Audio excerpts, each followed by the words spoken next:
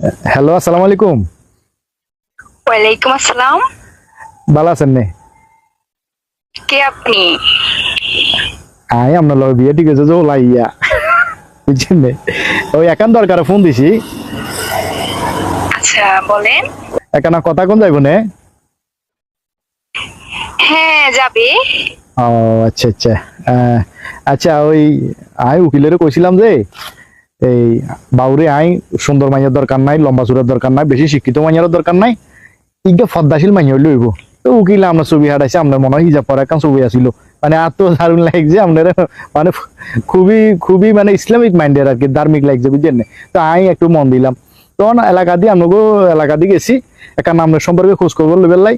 On কিছু মানছে কয় যে আপনি বলে টিকটক আর টিকটক করেন বলে, কথা আন হাসা নাকি? না, কি বলেন, আমি তো ওইভাবে টিকটক করি না, তবে দিনে একটা করি আর কি। দিনে একটা করেন? দিনে একটা করণ এটা গুনানো?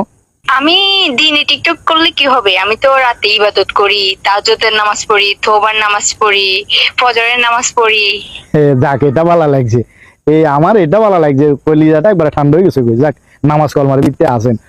ওই একটু ওই টিকটকটা ছাড়ি দিলে একটু বেশি ভালো হতো আরই। আমি নামাজও পড়বো, টিকটকও করব, কারণ এটা তো আমি সব করি। না, ঠিক আছে, তারপরও এই মানুষে কইব টিকটকারের জামাই টিকটকারের বিয়া করছে, কথা এটা শুনতে খারাপ লাগবে আর বুঝো না? আর তো একখান ওই মান সম্মান আছে বুঝছো না? আমি প্রতি শুক্রবারে জমা হইতো, এখন আমরা যদি ওই টিকটকটা ছাড়ি দিতেন একেবারে রাজি হয়ে যেতাম বিয়াত, বুঝছেন? আর কোনো কিছু চাইতাম না, ডাইনে ভাই অন কি কন? দেখেন, আমি টিকটক ছাড়তে পারবো না, আপনি আমাকে বিয়ে করলে করেন, না করলে নাই।